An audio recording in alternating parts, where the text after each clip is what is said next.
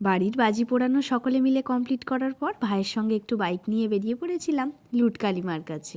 এর একটি মজার নিয়ম আছে, মায়ের পুজোর পরে 3বার লাইট অফ হয় আর সেই সময় নাকি মায়ের সব জিনিস লুট করা হয়, তাই এই মায়ের নাম লুটকালি মা।